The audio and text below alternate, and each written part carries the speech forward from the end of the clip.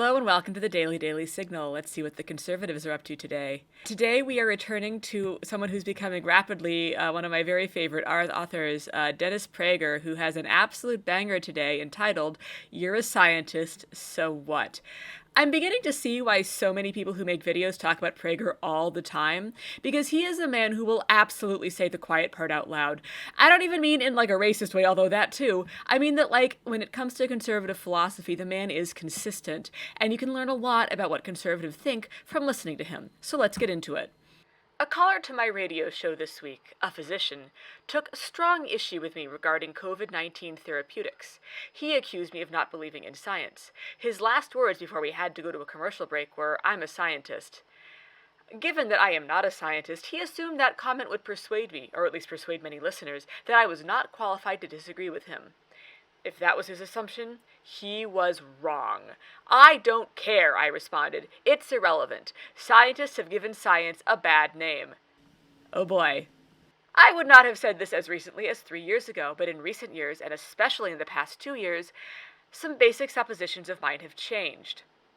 I no longer assume when I read a statement by a scientist that the statement is based on science. In fact, I believe I am more committed to scientific truth than are many scientists. Okay, so I hate to get pedantic this early in a video or at any point in a video, but we are going to need to figure out what science is if scientists are less scientific than Mr. Prager here. What the hell is science anyway? Now, I am not qualified to answer that. I am not a scientist. I'm a political scientist, which is not... It's not science. If the degree has to tell you that it's science, it's not science. There's no biology science. You're just a biologist. Anyway, instead of me opining on what I think science is, let's go to the online etymology dictionary. The etymology of a word is basically a history of it, how it's been used in the past and how it's used now. So we start out, as of the mid-14th century, science was assumed to be basically stuff you know. So that could be stuff you read in a book, stuff you observed, stuff that God told you, anything that you know for sure, which, a lot of people know things for sure that aren't necessarily backed up by, rigorous evidence. In the late 14th century, however, things begin to change. At this point, the word begins to mean something that has to do with systemic observation, experiment, and reasoning. Systematic observation implies a system, some kind of rigorous way of looking at the world that's always a little bit the same to reach conclusions that are backed by whatever that system might be.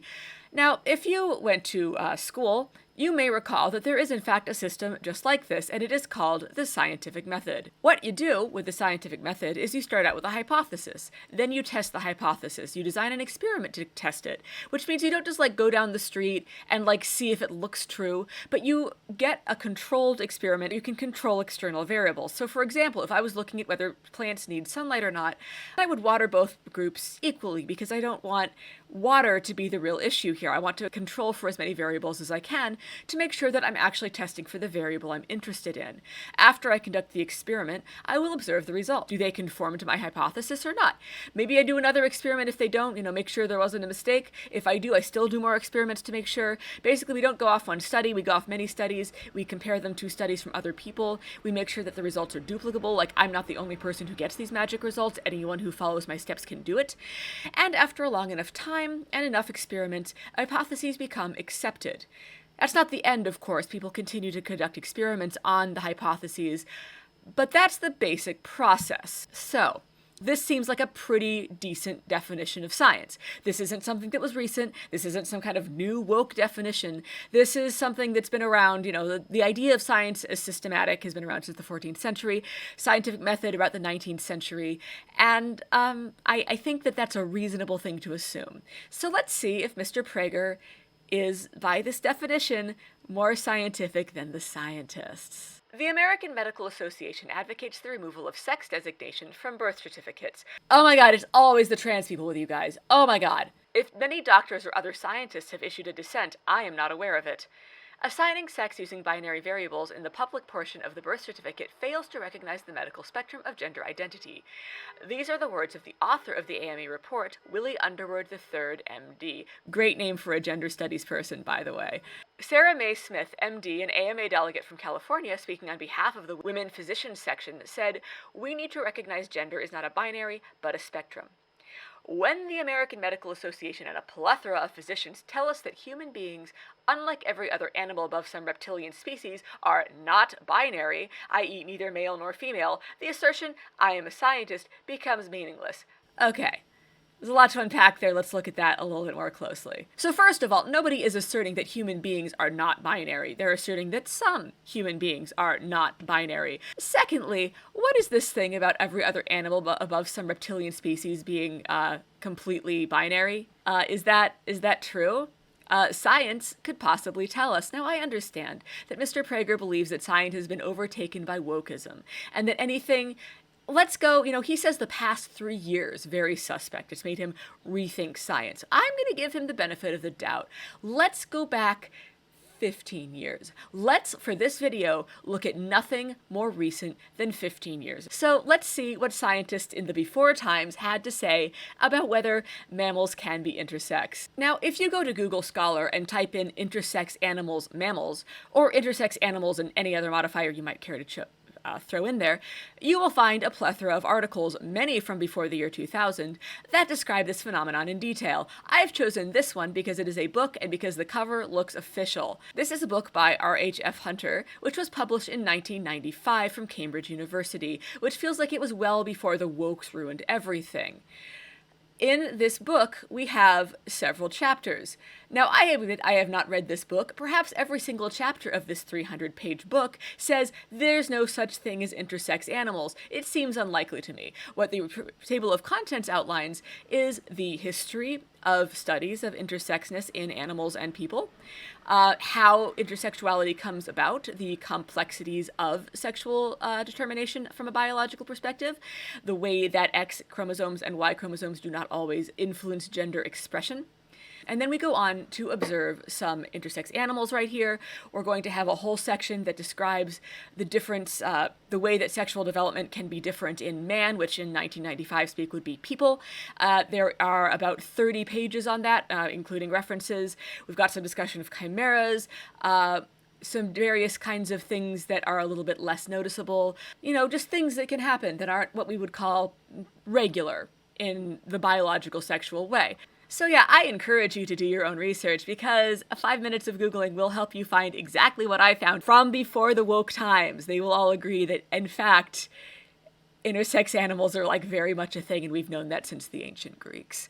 Now, the fact that Dennis Prager didn't research this strikes me as slightly unscientific, if we're all being honest.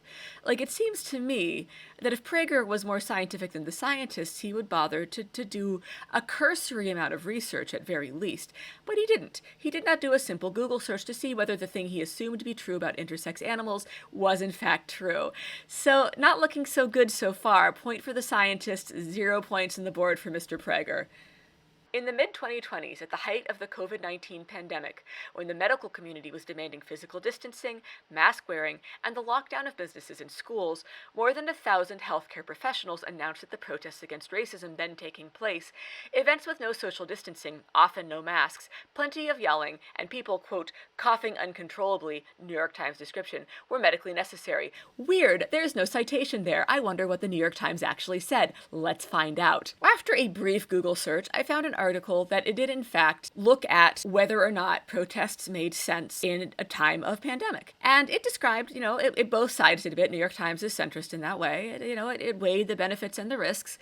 But the part that coughing uncontrollably comes from, let's read real quick. None of the plans for how the nation might safely emerge from the coronavirus lockdown involved thousands of Americans standing shoulder to shoulder in the streets of major cities or coughing uncontrollably when the authorities used tear gas to disperse them. So I see why Mr. Prager didn't want to put a source here, because he is implying, it's inferred, it's not outright, but it is heavily inferred, that people were going to these protests coughing uncontrollably because they were sick, when in fact what they were doing was coughing uncontrollably because of police brutality. A good way to stop people from coughing uncontrollably, in retrospect, would have been to not tear gas them. Jennifer Nuzzo, a Johns Hopkins epidemiologist, tweeted, Quote, "We should always evaluate the risks and benefits of efforts to control the virus. In this moment, the public health risks of not protesting to demand an end to systemic racism greatly exceed the harms of the virus." Over 1,000 healthcare professionals signed an open letter advocating for an anti-racist public health response to demonstrations against systemic injustice occurring during the COVID-19 pandemic. The letter said, among other things, do not disband protests under the guise of maintaining public health for COVID-19 restrictions, and labeled pervasive racism the paramount public health problem. That's a left-wing cant, not science. Now you can better understand why "I am a scientist" no longer means what it once did. All right, so as often happens in these videos, the author of our subject piece has hit, almost by accident, on a shard of truth. I, as mentioned earlier, am not a scientist. I'm a political scientist, which we have established is not science. I didn't do this because I couldn't hack it in science. I didn't do this because I'm an inferior and degenerate mind, although those things might all be true. I did it because I truly believe in the liberal arts. I believe that things like political science and sociology can answer questions that science simply cannot. An experiment can tell you whether, for example, a drug works to cure a disease. It can tell you what happens when a disease spreads in a population. It can tell you whether a plant needs water or not to survive. What it can't do is make moral judgments.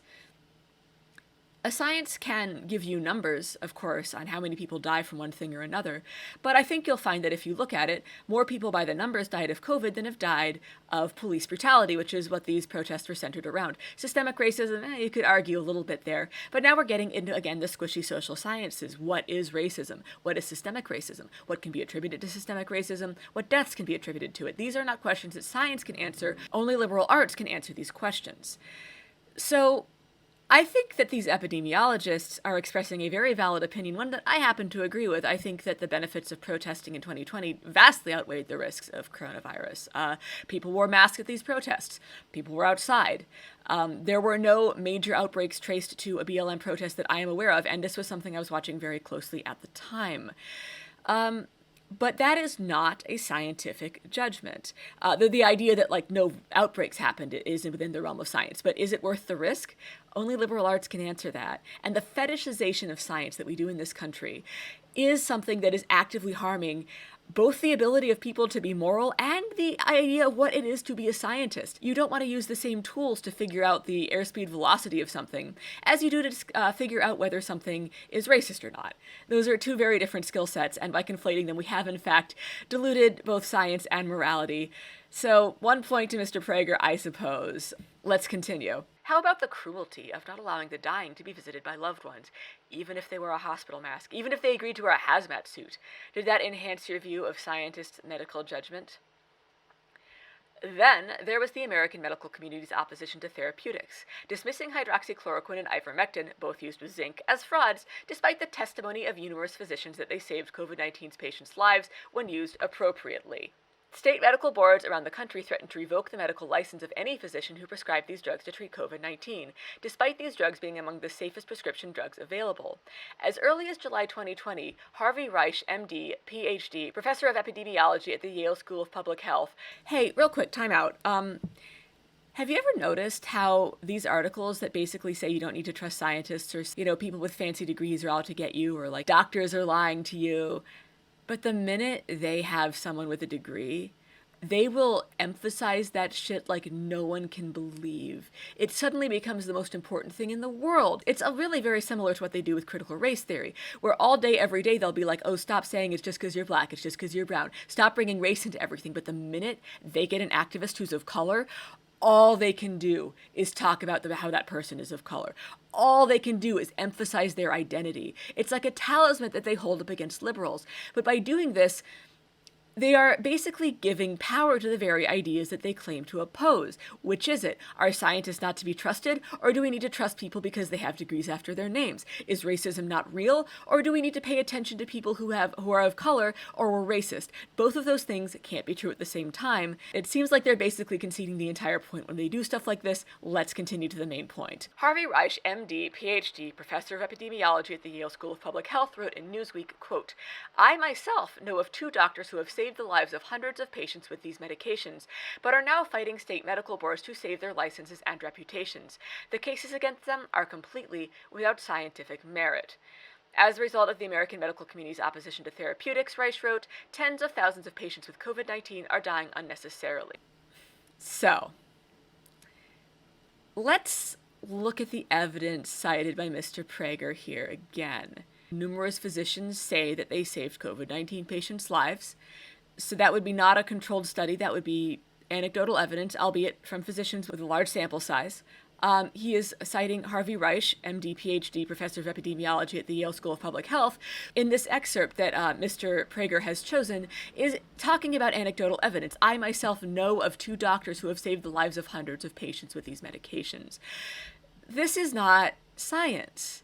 This is explicitly not science. Science is a systematic approach to knowledge. It is not, I know somebody who had a result.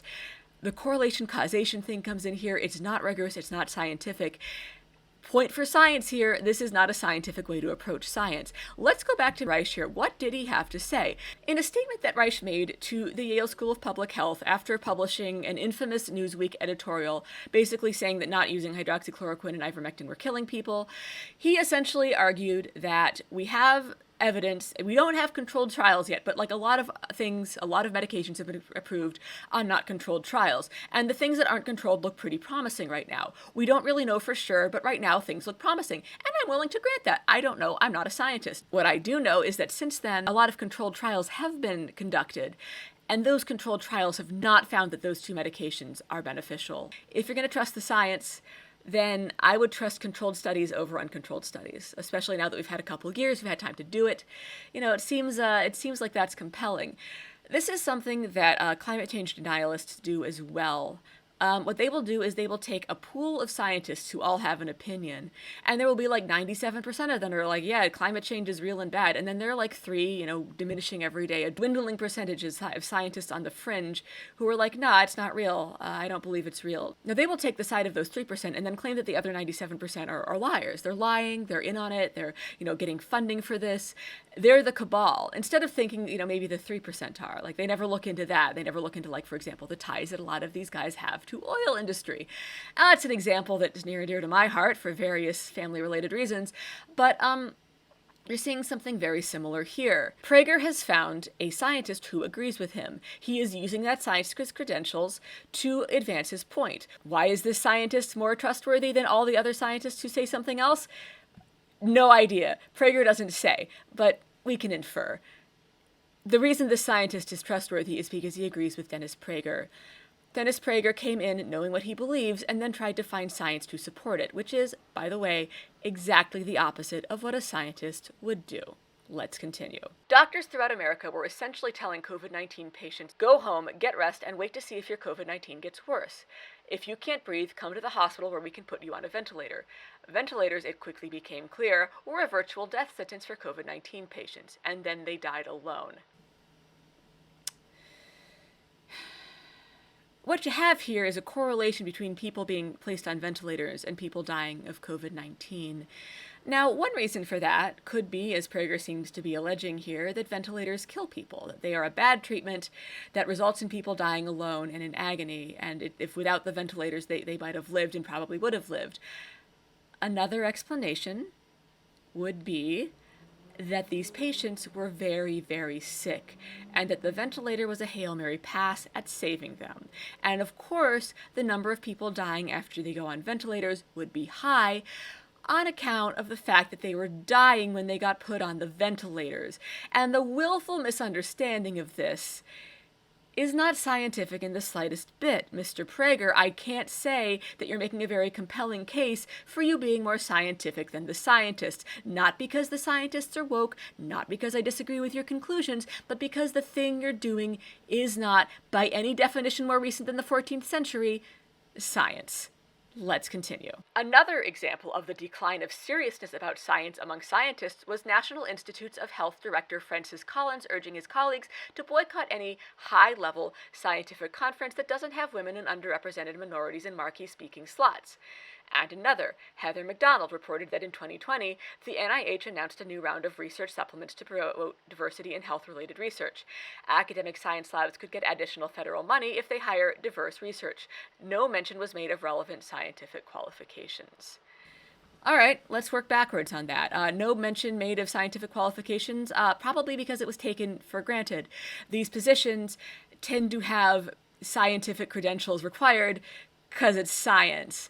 So basically, the idea is that you're hiring credentialed people who are also minority or female or some other gender minority. It goes without saying that they would be qualified. The idea that we're going to boycott high-level scientific conferences that don't have women and underrepresented minorities in marquee speaking slots, like on the one hand, I mean, as a leftist, I'm not a huge fan of this whole like more black female CEOs thing. Like what I want is like less police brutality and more education for people and systemic change. I don't really care about individuals in positions. I'm more concerned with systemic outcomes. That being said, one way to get better systemic outcomes is to ensure that bias in STEM isn't keeping qualified women and minorities, people of color, out of speaking slots at high-level conferences. There are two schools of thought on this. One is that there aren't enough women and people of color who are high-level enough to speak at these conferences, which is why you need affirmative action to get them there, because these are undeserving people. Or because there's been bias in the STEM field, as in many fields, for decades, which can be measured by sociology, not science, sociology, it's a good idea to try to change that by encouraging people to seek out women and people of color who are scientists and credentialed, who are maybe overlooked because of unconscious or conscious bias. So that's the thought process there. Like, whether you agree with that or not is up to you. I happen to agree with it, you might not. But is this a negation of science as a discipline? Is this a throwing out of science in the name of woke cancel culture?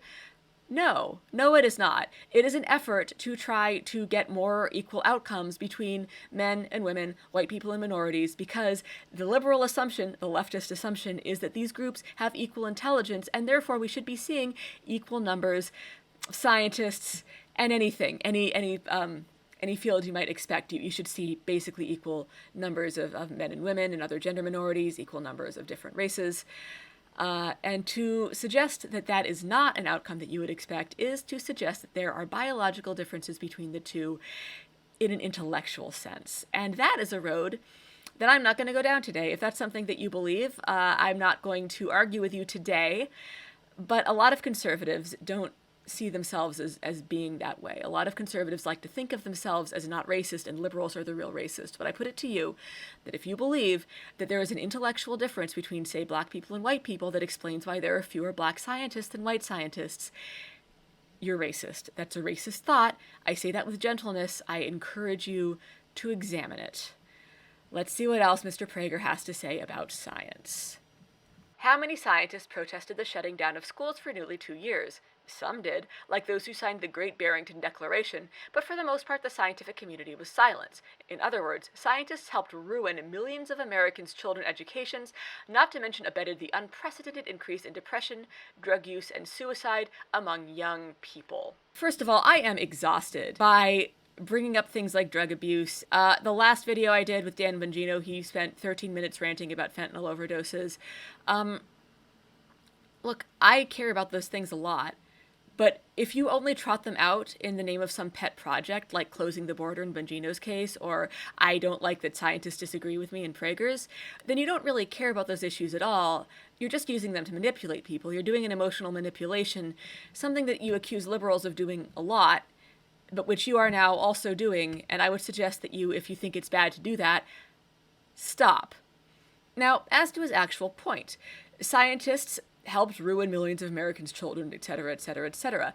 What scientists did was look at the way viruses spread and determined that the best way to stop the virus from spreading was to do things like close schools and go remote. These scientists were not looking at the effect this would have on children's development. Their specialty is epidemiology and not child psychology. Once again, we're butting up on that. What is the province of liberal arts versus what is the province of science? I actually, again, think that Prager is touching on an interesting point here. Something has happened in this country where a lot of things were neglected in the name of stopping COVID spread. I believe in COVID. I believe that COVID was real dangerous, and I think that shutting down was the right answer.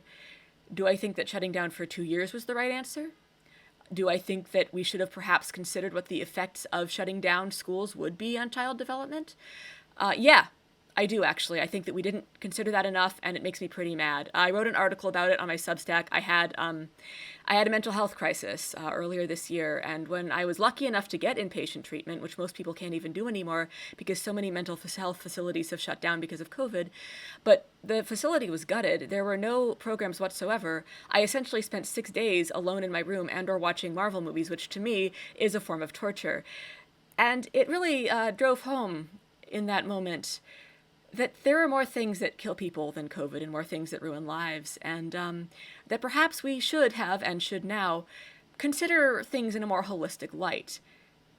But none of that is science. None of that is epidemiology.